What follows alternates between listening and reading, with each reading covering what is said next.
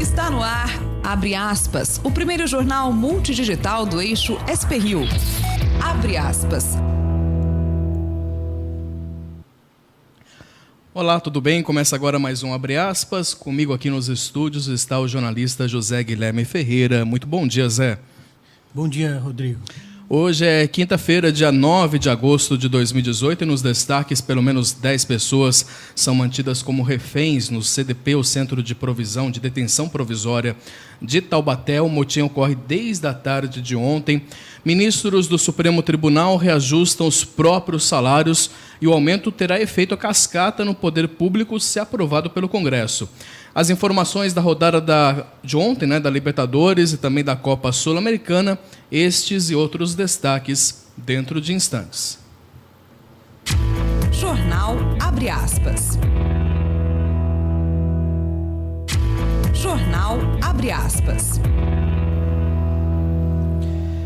É a edição do Abre Aspas, nesta quinta-feira, dia 9 de agosto, agradecendo a sua audiência, a sua companhia aqui pelo Facebook, sempre a partir das 7h30 da manhã, ao vivo, no facebook.com/SPRio+, e depois o conteúdo na íntegra no sprriomais.com.br.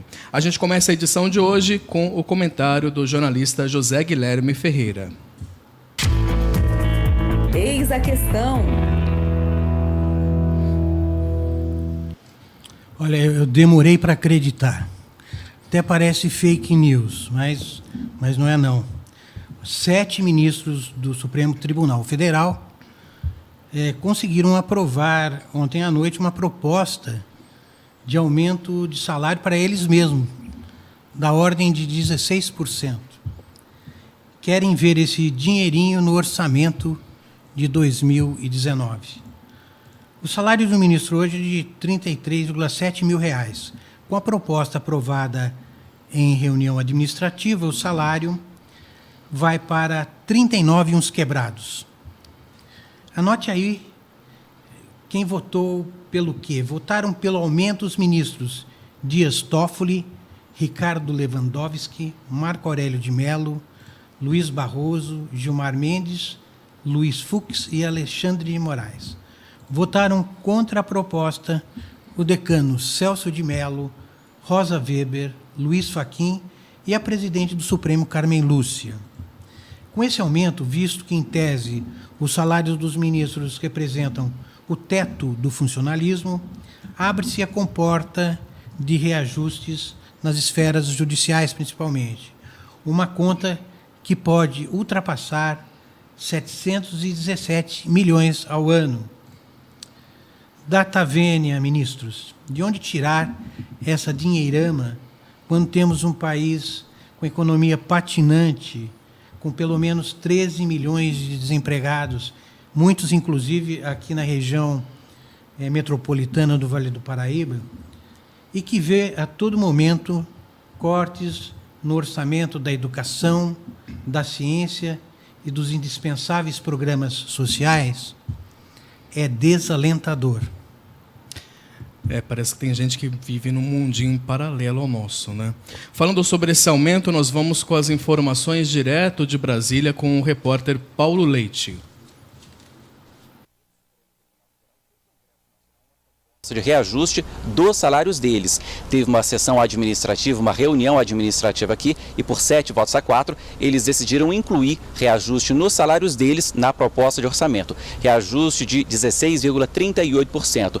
2 pontos são importantes. Primeiro, porque o salário de ministro do Supremo Tribunal Federal é o teto do funcionalismo público no Brasil. Outro ponto importante é que existe uma espécie aí de efeito cascata. Promotores e juízes, por exemplo, são atrelados ao salário de ministro. Se o de salário de ministro do Supremo Tribunal sobe, o de juízes e promotores, por exemplo, também sobe. Os ministros do Supremo também determinaram ontem que casos de improbidade administrativa não devem ser prescritos, ou seja, não há um prazo para que autores sejam cobrados por danos causados aos cofres públicos. O que teve aqui hoje no Supremo Tribunal Federal foi uma virada de jogo, né? Até hoje cedo o placar era de 6 votos a 2, e esse julgamento começou na semana passada a favor da fixação de um prazo que era de 5 anos para entrar com essas ações de ressarcimento. Hoje 2 ministros mudaram de voto e outros 3 mudaram. O placar final, portanto, foi de 6 votos a 5, votação apertada, e definiu o seguinte: não tem mais prazo para entrar com essas ações de ressarcimento nos casos de crimes de improbidade administrativo cometidos com dolo, com intenção, portanto, de ferir a administração pública e o Estado. Outro ponto importante aqui do julgamento de hoje é que ele tem repercussão geral, ou seja, vale para todos os processos como esse de todos os tribunais de todo o país.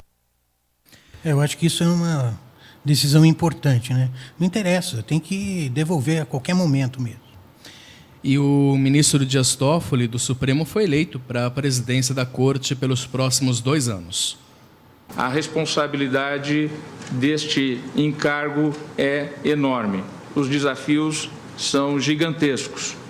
Mas se, por um lado, temos essa dificuldade, até pela gestão tranquila, firme que Vossa Excelência teve nesses 2 anos tão difíceis para a nação brasileira, com tantas demandas chegando a este Supremo Tribunal Federal e ao Conselho Nacional de Justiça, se o desafio é grande de substituir a Vossa Excelência nessa rotatividade, por outro lado, é muito facilitado. É muito facilitado porque tenho que dar aqui o testemunho de que nesses 2 anos que servi como vice-presidente, os nossos gabinetes, o gabinete da presidência e o meu gabinete, sempre tiveram uma interação muito grande. Toffoli foi eleito com 10 votos favoráveis e 1 contrário. Ele assume em 13 de setembro. Também na sessão de ontem, o ministro Luiz Fux foi eleito vice-presidente do Supremo para o próximo biênio. Presos do Centro de Detenção Provisória em Taubaté fazem uma rebelião desde a tarde de ontem. Os detentos fizeram 14 reféns, de acordo com a Secretaria de Administração Penitenciária, e chegaram a liberar 3 pessoas até o final da noite de ontem. Uma fumaça preta chamou a atenção de quem passava pela rodovia Amador Bueno da Veiga, que fica ali na região onde está localizada a unidade. Durante toda a tarde de ontem, entre as pessoas que seguiam mantidas como reféns durante a noite, estavam 2 agentes penitenciários e 11 religiosos. Parentes dos detentos estão aglomerados ali em frente ao CDP em busca aí de informações. As negociações para o fim da rebelião seguiram durante toda a noite, foram interrompidas no comecinho da madrugada e retomadas agora pela manhã. A unidade tem capacidade para 844 detentos e superlotada. Atualmente abriga 1.521 internos. A causa do motim ainda não foi informada pela Secretaria. O sindicato dos funcionários do sistema prisional do Estado de São Paulo permanecem no local acompanhando as negociações, e a última atualização do sindicato, feita aí pelas redes sociais, dá conta de que as negociações foram encerradas, portanto, como eu informei, no começo da madrugada, com a liberação de 3 religiosos. Porém, ainda nenhum dos 2 agentes penitenciários foi libertado pelos presos. Portanto, ainda permanecem como reféns no CDP de Taubaté 2 agentes penitenciários e 8 religiosos. Pois é, pela TV a gente tem visto aí imagens de muita violência, né? E essa informação de superlotação a gente tem que levar em conta, porque todo esse desconforto também, essa confusão de gente leva a essas rebeliões também. E os criminosos explodiram caixas eletrônicos de 3 agências bancárias na madrugada de hoje em São Luís do Paraitinga, aqui no interior de São Paulo. De acordo com a Polícia Civil, o crime ocorreu por volta de 3h30 da madrugada e os criminosos estavam fortemente armados. Na ação, eles explodiram agências do Bradesco, como você vê aí na imagem, do Santander. As 2 agências ficam na Praça Dr. Oswaldo Cruz, e do Banco do Brasil, que fica na Rua 31 de Março. Ainda segundo a polícia, eles teriam conseguido levar dinheiro do Bradesco e fugiram pela estrada que dá acesso à Lagoinha e jogaram pregos pela via, obstruindo lá a via. Ainda não há informações sobre a quantia de dinheiro levada pelos ladrões. Eu acho que tem uma quadrilha especializada nesse ataque de caixas eletrônicos nessas cidadezinhas, né? Foi agora em São Luís do Paraitinga, mas há pouco tempo atrás, em Santo Antônio do Pinhal, também vários caixas colocaram bomba em vários caixas. Né? Paraibuna também teve registro. Quer dizer, são cidades pequenas que têm uma estrutura pequena também de policiamento, né? Então, complicado. A Delegacia Seccional de Taubaté instaurou um inquérito para investigar se os vereadores da cidade cometeram algum crime no caso conhecido como a Farra das Viagens, que foi revelado pelo jornal O Vale no mês de julho. A chamada farra das viagens revelou um esquema em que os vereadores de Taubaté inflavam o gasto de notas fiscais para engordar o reembolso que receberiam da Câmara pelas viagens oficiais. O inquérito policial é um procedimento preparatório da ação penal. Quando o inquérito for concluído, o relatório será encaminhado para a Justiça. Se o entendimento for de que houve crime, o Ministério Público promove a ação penal. Pois é, os vereadores não têm como justificar e agora parte para o ataque do que atacam os jornalistas que fizeram as matérias. Vamos para o cenário nacional. O Senado aprovou ontem um projeto para proibir as empresas aéreas de cobrarem a mais do passageiro que quiser marcar previamente o assento no voo. Pela proposta, o cliente terá o direito de marcar o assento antecipadamente, de maneira gratuita, em caso de voo em território nacional. A ANAC, Agência Nacional de Aviação Civil, informou que não comenta projetos em tramitação no Congresso. A proposta agora segue para análise na Câmara dos Deputados. Você lembra, Rodrigo, que a cobrança da bagagem ia reduzir o preço da passagem? Sim. Ninguém viu isso ainda. Houve algumas fiscalizações, mas de fato me parece que não teve essa relação aí de diminuição das passagens. O Senado também aprovou ontem 2 medidas provisórias negociadas pelo governo federal em maio com aquela greve dos caminhoneiros, para encerrar essa paralisação da categoria. As MPs prevêem isenção do pagamento de pedágio por eixo suspenso dos caminhões e reserva de 30% dos fretes da Companhia Nacional de Abastecimento, a CONAB. Isso para caminhoneiros autônomos. Por se tratar aí de medidas provisórias, as regras já estão em vigor desde a publicação, mas precisavam ser aprovadas pelo Congresso. As MPs agora seguem para a sanção do presidente Michel Temer. A Polícia Federal apresentou a conclusão do inquérito do acidente aéreo que matou o ex-governador de Pernambuco e naquela época ele era também presidenciável, candidato a presidente da República, Eduardo Campos, em agosto de 2014, para as famílias das 5 das 7 vítimas da queda do jato. De acordo com a Polícia Federal, o inquérito demorou 4 anos por causa da falta de elementos para a investigação, a exemplo da destruição total da aeronave e de dispositivos eletrônicos. Segundo um áudio gravado entre o copiloto e a torre da base aérea, o avião arremeteu e ficou escondido entre nuvens. Houve relato da presença de urubus voando no local. A Polícia Federal acredita que, neste momento, houve a colisão com pássaros, ou mesmo desorientação espacial dos pilotos, ou ainda falhas mecânicas, e descartou qualquer tipo de sabotagem. Os esforços investigativos foram feitos bastante nesse sentido, ouvindo todas as pessoas que cuidaram dessa aeronave nos dias precedentes ao do voo, além disso, das investigações feitas no aeroporto de Santos Dumont e com relação também a as oficinas de manutenção que lidaram com essa aeronave, todo esse entendimento que nós tivemos da mecânica do voo é absolutamente incompatível com qualquer possibilidade de sabotagem imaginada para o avião. O acidente aconteceu em Santos, litoral paulista, no dia 13 de agosto de 2014. Morreram o piloto e o copiloto e mais 5 passageiros, entre eles o ex-governador de Pernambuco, Eduardo Campos, então candidato à presidência da República. A Polícia Federal recomendou ao Ministério Público Federal o arquivamento do inquérito. Muito bem, nós vamos para um breve intervalo, mas você permaneça conosco na audiência, na sintonia. Já já retornamos. Jornal Abre Aspas. Jornal Abre Aspas. Retornando com a edição do Abre Aspas desta quinta-feira, dia 9 de agosto, mais uma vez agradecendo a sua audiência, a sua companhia pelo facebook.com/SPRio+, e lembrando que o conteúdo na íntegra você acompanha no sprio+.com.br. Vamos aos indicadores econômicos, vamos falar do mercado financeiro. Neste momento, na sua tela, aparece aí a cotação do dólar comercial, que encerrou ontem aí cotado a R$ 3,76, com uma queda de 0,04%. O dólar turismo teve uma alta de R$ 3,92, cotado a R$ 3,92. Já a Bovespa, a Bolsa de Valores de São Paulo, encerrou o pregão a 1,49%, em queda de 1,49%. Segundo dados do IBGE divulgados ontem, o Índice Nacional de Preços ao Consumidor Amplo, o IPCA, que é considerado a inflação oficial, pelo governo federal do país, recuou de 1,26% em junho para 0,33% no mês passado. Os alimentos que tiveram queda no preço ajudaram a segurar a inflação no mês.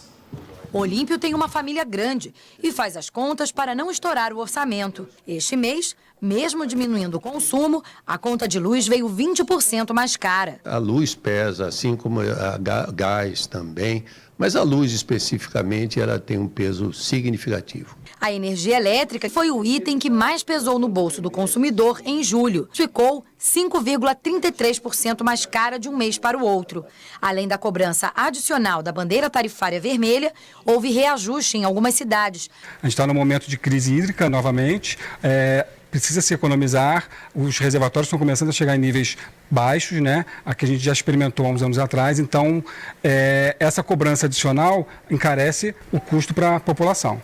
Os combustíveis ficaram mais baratos, mas a queda não foi suficiente para conter a alta do Grupo Transportes, que foi pressionado pelas passagens de ônibus urbanos e interestaduais. Alguns alimentos também tiveram quedas importantes e ajudaram a segurar a inflação em julho, principalmente cebola, batata inglesa e tomate. Depois de registrar a maior alta para um mês de junho em 23 anos, por causa dos efeitos da greve dos caminhoneiros, a inflação desacelerou e fechou julho em 0,33%, quase 1 ponto percentual a menos que no mês anterior e um pouco acima da taxa do mesmo período do ano passado. Em 12 meses, o IPCA acumula alta de quase 4,5%. Tudo aquilo que ficou muito caro no mês de junho voltou a quase que a normalidade no mês de julho, E ainda há espaço para o preço de alimentos continuarem caindo. Então a expectativa da gente agora, para o mês de agosto, é de um número mais próximo de zero, quem sabe até negativo, influenciado ainda pelo bom comportamento do preço dos alimentos. Muito bem, uma informação apenas aqui complementando que dentro aí do cenário político e também policial, que o ex-governador do Rio de Janeiro, Sérgio Cabral, ele será interrogado, hoje pelo juiz Marcelo Bretas, da 7ª Vara Federal Criminal, a audiência decorrente da Operação Unfair Play, que investiga a suposta compra de votos para a realização da Olimpíada no Rio de Janeiro. De acordo com o Ministério Público, Sérgio Cabral ordenou a compra do voto de um membro africano do Comitê Olímpico Internacional. O pagamento de R$2 milhões, diz a denúncia, foi intermediado por Carlos Arthur Nussmann, que então era presidente do Comitê Olímpico Brasileiro e bancado pelo empresário Arthur Soares, o Rei Arthur, como é chamado, amigo pessoal de Cabral. Também nessa quinta, o magistrado vai ouvir o Leonardo Griner, que é ex-diretor de operações do Comitê Rio 2016. Então, ainda ele era o braço direito de Nussmann e teve encontros com o filho desse membro do Comitê Olímpico da África, a quem teria pago os R$2 milhões. Aí ainda essas investigações que vão se concluindo aí, vão pelo menos avançando com relação aquela, até mesmo envolvendo também aquela festa em Paris, conhecida como aquela farra dos guardanapos, com a comemoração diante da fraude nessa eleição aí. O Rei Arthur de verdade deve estar se movimentando na tumba, Bom, vamos com informações internacionais. O Senado da Argentina rejeitou na madrugada de hoje o projeto de lei que legalizaria o aborto no país, enquanto ainda é discutido aqui no Brasil pelo Supremo, Aqui, lá na Argentina passou para o Senado, foi aprovado pela Câmara, passou para o Senado, mas acabou sendo barrado lá. Após uma sessão de cerca de 16 horas, ele foi recusado no Senado por 38 votos contra 31 a favor e teve 2 abstenções.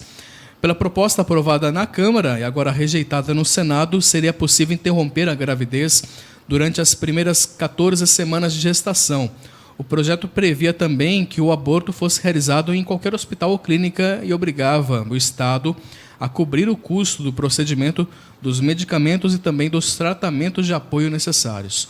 A interrupção voluntária da gravidez é crime na Argentina, a não ser em casos de estupro e que ofereçam risco à vida da mãe. Nos demais casos, a prática é penalizada com até 4 anos de prisão para a mulher e também para o médico.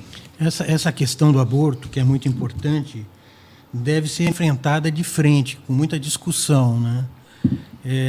E não só por ativistas, mas por toda a população. Eu acho que esse é um debate extremamente importante, quando a gente vê que o aborto é um caso de saúde pública. O terremoto de magnitude 7, ocorrido no último final de semana na Indonésia, né, resultou na evacuação de diversos hotéis da região, que é muito frequentada, né, por turistas ocidentais devido às belas praias. Além disso, o forte tremor também foi sentido em Bali e gerou alerta de tsunami, que depois foi retirado. O número de mortos no terremoto da Indonésia passa dos 300. Na ilha indonésia de Lombok, centenas de aldeões que perderam suas casas no forte terremoto de magnitude 7 no fim de semana permanecem em um acampamento improvisado. O alerta de tsunami provocado por novos tremores foi descartado. Mesmo assim, eles estão preocupados com essa possibilidade. 70 mil pessoas ainda estão desabrigadas e quase 1.500 foram hospitalizadas com ferimentos. 7 estrangeiros estão entre os feridos. Muitos deles são tratados em tendas de lona, já que o centro de saúde ficou danificado pelo tremor. A província agora sofre com a grave falta de alimentos, medicamentos e pessoal médico. Milhares de turistas se aglomeram para deixar a ilha. Os serviços de emergência se esforçam na busca por sobreviventes ou na recuperação dos corpos. E a Suprema Corte da Venezuela determinou a prisão do líder da oposição, Julio Borges, por supostamente planejar o assassinato do presidente Nicolás Maduro com drones explosivos no final de semana. A Venezuela também deve remover a imunidade política de parlamentares. Os opositores reagiram à promessa de remoção da imunidade dos parlamentares supostamente envolvidos na tentativa de assassinato do presidente Nicolás Maduro com drones no comício da semana passada e chamaram o episódio de atropelo da ditadura. Este atropello de la dictadura de Nicolás Maduro. O segundo vice-presidente do parlamento venezuelano, Afonso Marquina, denunciou o desaparecimento forçado do parlamentar e ex-líder estudantil Juan Requesens. A esta hora. Neste momento, nem sua família, nem seus advogados, nem os colegas parlamentares que estão aqui hoje conhecem seu paradeiro, nem seu estado de saúde, disse ele. Maduro chamou Requesens de um dos piores psicopatas da oposição e respondeu que é vítima de uma conspiração de direita liderada pelo governo colombiano e por residentes dos Estados Unidos para expulsá-lo do cargo. Salvatore Lucchesi, um ativista venezuelano que foi preso em protestos anteriores, disse que orquestrou o ataque com um movimento chamado Resistência. Sempre que pode, o Maduro faz isso, né? Qualquer tipo de ameaça, mesmo não sendo de seus opositores, é um momento de fazer a limpa e tirar de cena pessoas que o enfrentam. Intervalo rápido, na sequência tem mais informações. Jornal Abre Aspas. Jornal Abre Aspas. E retornando com a edição do Abre Aspas desta quinta-feira, dia 9 de agosto de 2018, olha, mais de 5 milhões de brasileiros confirmaram a inscrição no Enem, o Exame Nacional do Ensino Médio. Muitos buscam uma vaga em uma universidade pública, outros pensando aí em pegar no financiamento pelo FIES. Mas independente da intenção, né, a ideia é mesmo estudar para se dar bem nas provas. A prova do Exame Nacional do Ensino Médio, o Enem, é o principal passaporte de acesso ao ensino superior.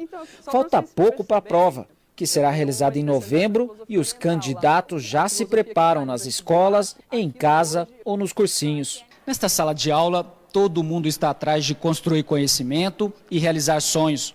Mas aqui tem um diferencial. As aulas são gratuitas, com professores voluntários e alunos da rede pública de ensino ou com bolsa integral no ensino privado. Todos com um único objetivo: garantir uma vaga no ensino superior por meio do Enem. É o caso do Jefferson. decidido e persistente, está terminando o ensino médio e depende do cursinho gratuito para conquistar a tão sonhada vaga de direito. Como sendo um pré-vestibular intensivo, ele pode me favorecer mostrando alguns conteúdos avançados, uns conteúdos reforçados e tirar dúvidas de assuntos anteriores. E a Sara é mais uma aluna do Vestibular Cidadão. Este ano será a segunda tentativa de ingressar no curso de psicologia. Com a ajuda dos professores voluntários, ela acredita que agora passa. Nós temos muitos professores disponíveis a nos ajudar e com uma base que eu não teria em casa estudando sozinha. O cursinho, criado há 15 anos, funciona em uma escola pública de Brasília e é um exemplo entre muitos que se espalham no país. Solidariedade de quem entrou na universidade e agora consegue retribuir. Conhecimento é para ser compartilhado, é para ser difundido. Então, assim, eu diria que eu sou um pouco sortuda, eu pude estudar em escola privada, tive ótimos professores e estar aqui dando aula como voluntário é a minha maneira, mesmo que mínima, de retribuir. Assim como o Vestibular Cidadão, outras ferramentas também podem ajudar os candidatos na etapa de preparação. Uma delas é o A Hora do Enem, produzido pela TV Escola, canal do próprio Ministério da Educação. A atração oferece dicas e conteúdos para os estudantes. Que tal uma plataforma para estudar matemática e de graça? Eu estou falando do Percurso Educativo de Matemática, uma ferramenta da TV Escola para te ajudar no Enem. Já tem gente de todo o Brasil usando e está um sucesso. Pela internet, em tvescola.org.br, basta procurar o programa na videoteca. Na página do A Hora do Enem é possível rever aulas, teorias e exercícios por área do conhecimento. Matemática, ciências da natureza, ciências humanas e linguagens, além da tão temida redação. Tudo explicado com linguagem simples e atrativa. Outra dica é ficar de olho na página do Enem 2018. É onde você encontra o calendário completo, além de tudo o que é importante antes da prova, como o edital, que precisa ser lido com atenção, e as matrizes de referência, uma lista com tudo o que vai ser cobrado de você na prova. Quem faz a maior parte do ensino e do esforço é o aluno, sabe? Então, se eu estou aqui dispondo informação, não cabe a mim se ele vai passar ou não. Eu estou dando informação. Se ele quiser transformar isso em conhecimento, acredito que isso caiba a ele. Muito bem. Para você, estudante, bons estudos aí para o Enem, né? Vamos falar de eleições 2018, falar da corrida eleitoral para o Palácio do Planalto. O número de candidatos a presidente convidados para o primeiro debate eleitoral deste ano, que ocorre às 10 horas hoje, lá na Band, serve como retrato do momento de fragmentação da política brasileira. O debate, que será o primeiro entre 9 realizados por veículos de comunicação, nesse primeiro turno das eleições, será retransmitido pelo portal UOL. E, segundo a legislação eleitoral, os organizadores dos debates são obrigados, a convidar todos os candidatos os partidos ou coligações têm ao menos 5 parlamentares entre os 513 deputados federais e 81 senadores. Neste momento, 9 das 13 candidaturas oficialmente apresentadas atendem a esse requisito. Em eleições anteriores, a nota de corte aí, para a participação dos encontros era mais baixa. A lei obrigava o convite a candidatos cujos partidos ou coligações tivessem a menos um parlamentar. E mesmo assim, menos gente atendia a tal regra na comparação com 2018. Entre 2002 e 2010, apenas 4 candidaturas tinham a obrigação por lei de serem convidadas para debates. Em 2014, este número chegou a 7. O fato aí, Zé, de 9 candidaturas cumprirem uma exigência legal mais rigorosa aí do que as de anos anteriores, não só reflete no nível da divisão política de hoje, como também serve de um sinal para as possíveis dificuldades do próximo presidente na hora de formar uma maioria no Congresso para aprovar medidas do governo. Desse grupo aí, só não deve estar na Band o ex-presidente Luiz Inácio Lula da Silva, do PT, cuja candidatura traz outra marca disputa aí, Ele que é um líder de pesquisas de intenção de voto, que está preso há 4 meses e potencialmente inelegível.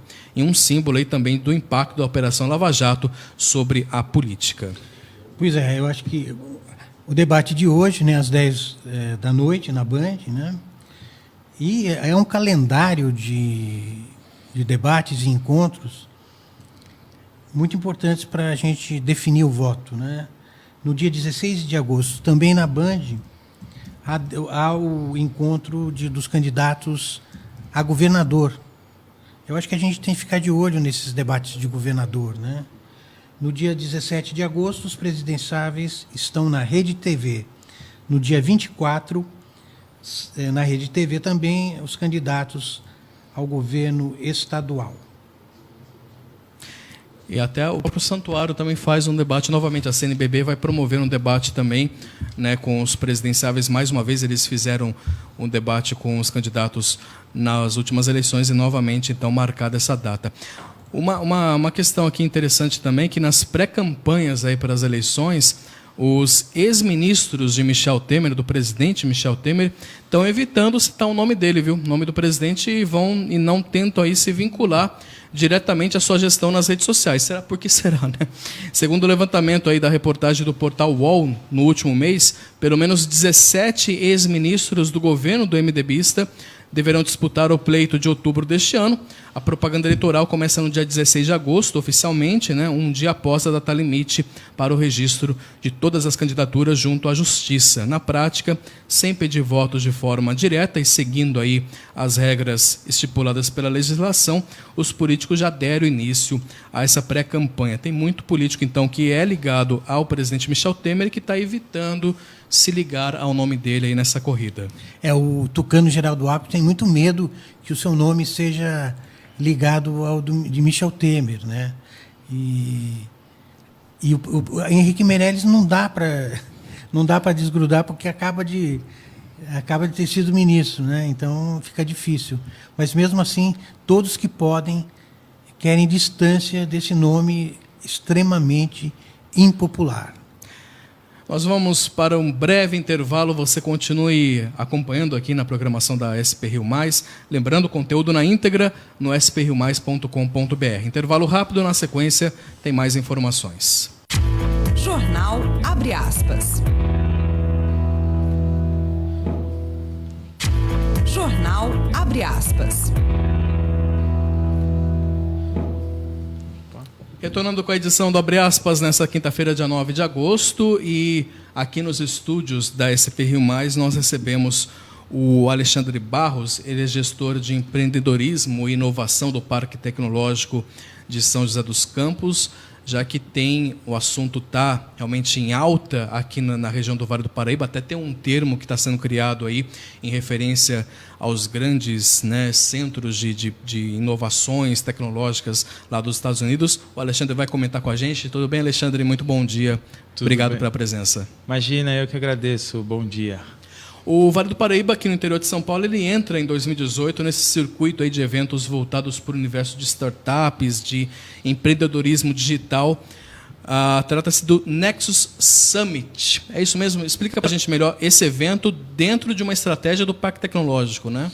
Isso, exatamente. É dentro da estratégia do Parque Tecnológico, do Nexus, que é o hub de inovação do Parque Tecnológico, ou seja, o Nexus é o braço do parque para apoiar empreendedorismo e principalmente as startups. E o objetivo do Nexus Summit é colocar São José dos Campos no mapa das startups do Brasil e do mundo, porque nós temos uma capacidade, nós temos já startups com nome, startups grandes na região, e muitas vezes São José acaba não entrando nesse mapa contendo essa potência que ele tem, né? Que São José Quais são as principais atividades aí do evento? Né? Tá. O evento são 2 dias bem intensos.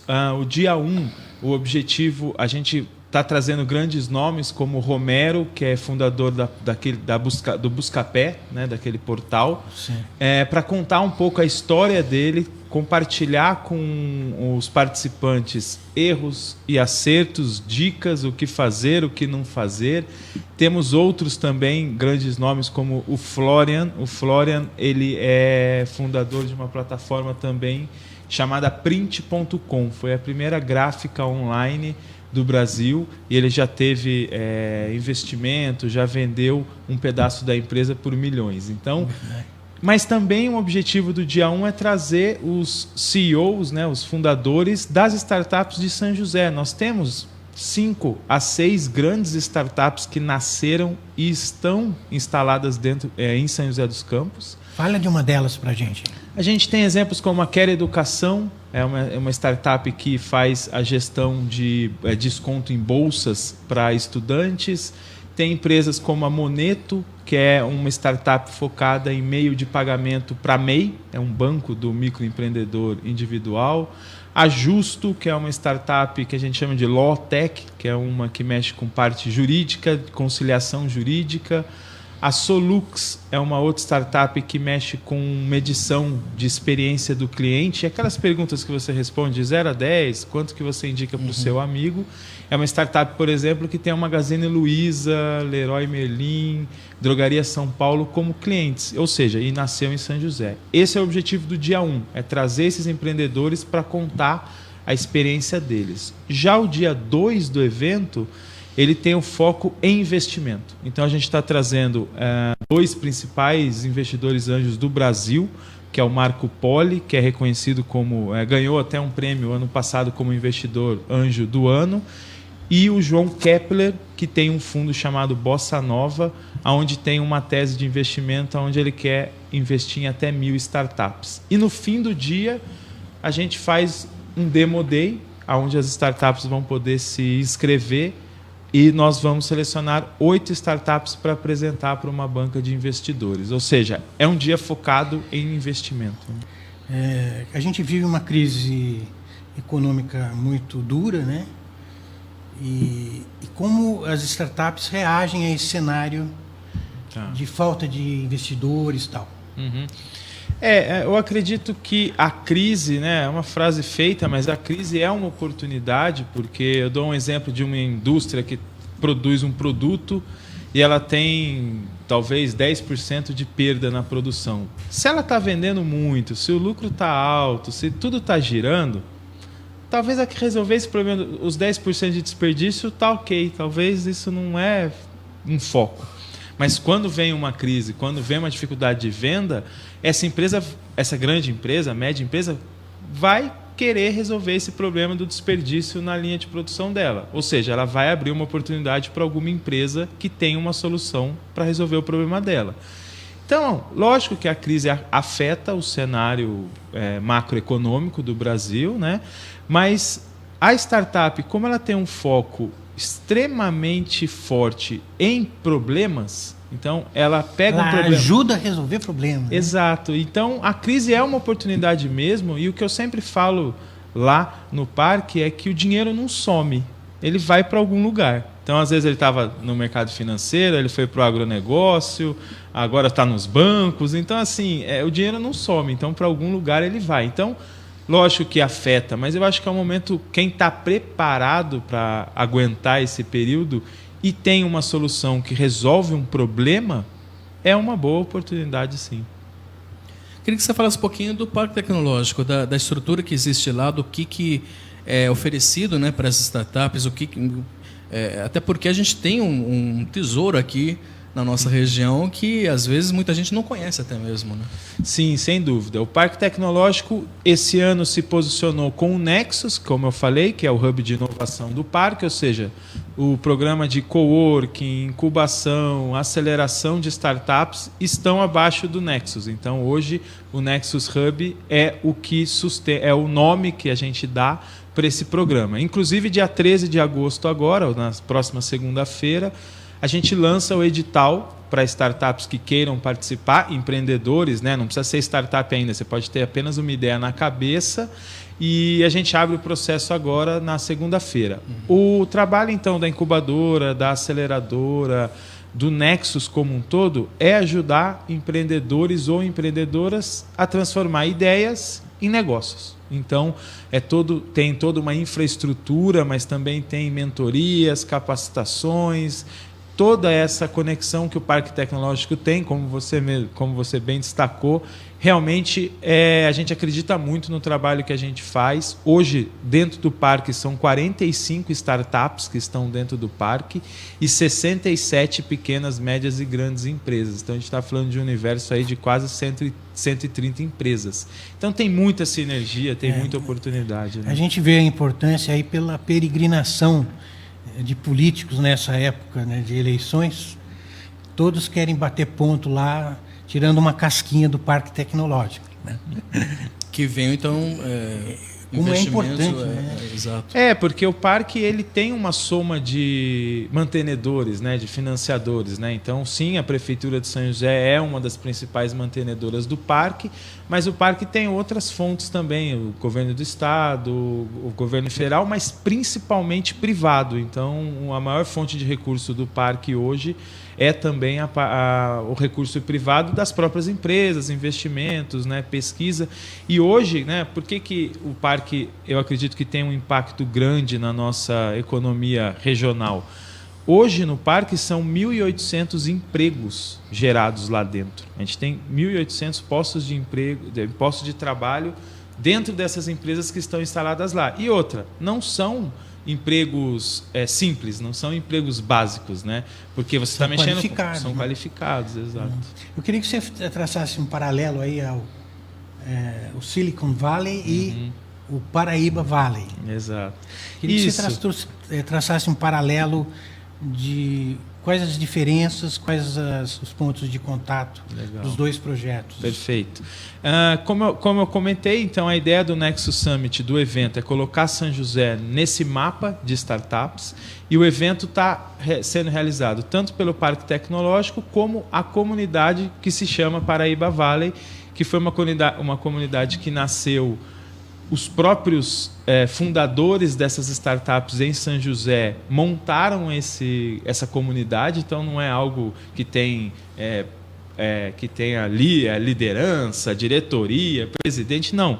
É uma coisa totalmente espontânea, feita por esses empreendedores, que a ideia é somar cada vez mais experiências, conexões, e fazendo um paralelo, é um pouco da ideia, porque o Silicon Valley não é uma cidade, né? É uma região em São Francisco, perto da cidade de São Francisco.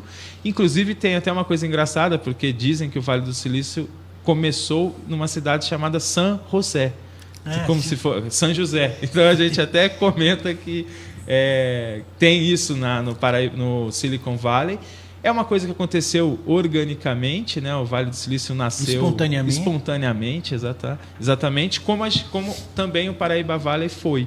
E São José tem algumas características parecidas com outras proporções, que a gente está falando de uma outra economia, um outro país, mas a gente tem diversas universidades aqui na região, universidades pesadas, como o ITA, por exemplo, né, robustas. Nós temos um parque tecnológico, nós temos indústrias aqui na região, né? Então, essa afinidade com a aeronáutica, né, criou um polo de atração, né? Com certeza, a gente até brinca que a Embraer foi a primeira startup aqui de São José, né? Então foi uma das primeiras empresas.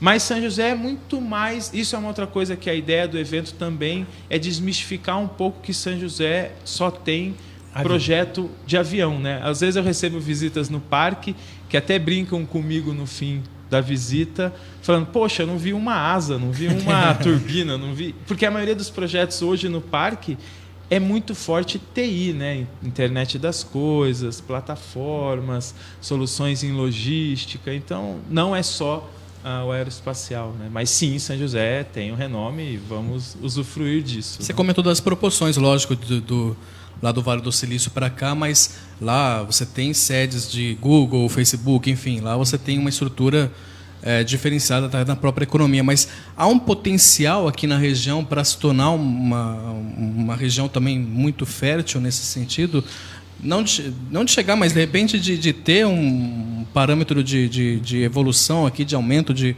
ser reconhecido internacionalmente. Então, a ideia de colocar São José no mapa é principalmente mostrar esse potencial que nós acreditamos que São José tem, porque hoje nós temos startups renomadas em várias áreas. Então, como eu comentei, existem essas startups digitais que eu comentei, né?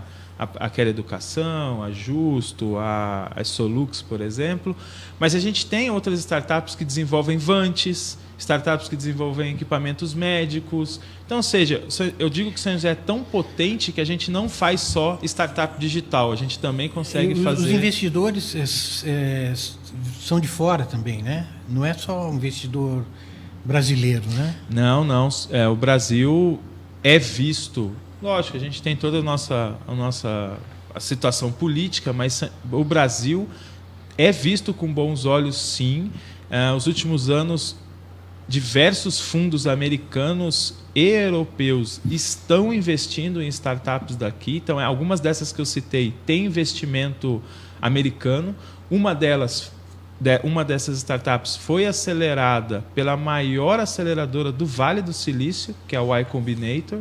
Então, ou seja, isso mostra que o Brasil sim tem potencial. O brasileiro é um povo diferenciado, né? Apesar de todas as dificuldades. Com certeza. Você estava comentando aqui o caso da cabra, né? Uhum. Você podia fazer essa analogia para o nosso... A gente tem, inclusive, a cabra da montanha até é o mascote do nosso evento, porque no mundo das startups tem os unicórnios, as startups unicórnios, né? O que é isso? São startups ou empresas, né, que valem mais de $1 bilhão. E o unicórnio normalmente é sempre aquele bichinho colorido, bonitinho, né? Eu falo que no Brasil não basta ser unicórnio só, você precisa ser cabra da montanha. Se alguém já não viu um vídeo ou uma foto, procurem no Google, porque assim, essas cabras sobem montanhas assim, quase 90 graus de inclinação para comer um matinho que fica lá no meio da pedra. Então eu falo que tem que ser cabra da montanha, porque como vocês comentaram, nosso cenário não é fácil. Como eu sempre falo, talvez você ter um notebook de uma marca, ou um notebook ou um celular nos Estados Unidos talvez R$600, R$1.000 que você pagaria fazendo uma conversão 1 para 1. Já no Brasil, o mesmo custa R$10 mil. Então, assim, realmente empreender não é uma coisa séria e não é para qualquer um mesmo. E quem é que vem para o evento? Tá. Vocês estão esperando quantas pessoas e quem é que vem para o evento? O evento a gente imagina em torno de 600 a 700 pessoas. O objetivo do evento é atrair um público que queira entender esse mundo de startups, tem uma ideia e quer transformar isso em uma startup, ou tem uma startup e quer aprender com o erro e com os acertos dos outros. Eu acho que isso talvez é uma grande diferença da cultura talvez americana com a brasileira, né? O empreendedor nos Estados Unidos ou o empresário que quebrou 3, 4, 5 vezes, a palestra dele custa R$2.000 porque todo mundo quer escutar o que ele errou para não errar. Então me conta aí o que você errou para que eu não cometa esse erro. Já no Brasil, quem quebra talvez uma vez ou duas, já não é nem convidado por uma pizza, porque vai ter que pagar a pizza. Então, assim, a ideia do evento realmente é essa troca, além de colocar São José no mapa, mas é promover essa troca. E é aberta, assim, a gente já tem inscrição de muita gente da indústria, porque a indústria precisa se aproximar desse mundo de startups. Então, você que é gerente, você que é funcionário, você que é diretor de uma média grande empresa, é um evento para você também. Porque o espírito de inovação está ali, né? Exatamente. Inclusive, em relação à indústria, nós vamos ter um painel dentro do primeiro dia discutindo como a indústria inova, como a indústria se conecta a startups, qual a vantagem delas estarem conectadas. Ou seja, é realmente para um público que a gente fala geral, que queira conhecer um pouco desse mundo de inovação, startups, empreendedorismo, né? Bom, então vamos fazer o serviço aqui, já estamos encerrando aqui o nosso jornal. Dias 23 e 24 de agosto acontece esse evento, mas não deixe para a última hora. O brasileiro tem aquela mania de deixar tudo para a última hora, que você vai acabar até não conseguindo encontrar ingresso e tudo mais. O jeito mais fácil é através do site do Parque Tecnológico, né? Encontra lá as informações direitinho. Isso, exatamente. É www.pqtech.org.br e lá tem a chamada para o evento Nexus Summit. O primeiro lote já foi encerrado, o segundo lote encerra domingo agora, ainda com um valor baixo. E depois depois acontece a mudança para o terceiro lote, que aí é um valor um pouco mais alto, e por isso não deixem para a última hora. Bom sucesso com o evento, né? Boa correria aí também na divulgação, nos trabalhos, nos preparativos. E obrigado, viu? As portas aqui da SP Rio+ sempre estão abertas para o Parque Tecnológico, para todos os eventos, estimulando, né, Zé, cada vez mais o empreendedorismo e a nossa região, né, como um todo, né? Muito obrigado. Imagina, eu que agradeço e parabéns pelo trabalho diferenciado. Bom, a gente vai encerrando também aqui. Eu quero agradecer a sua audiência. Obrigado, viu, Zé? A gente retorna amanhã. Sim. É isso? E você, muito obrigado pela audiência. A gente retorna a partir de amanhã, a partir das 7h30 da manhã, sempre no facebook.com/SP Rio+. E o conteúdo na íntegra está no sprriomais.com.br. Uma ótima quinta-feira e até amanhã.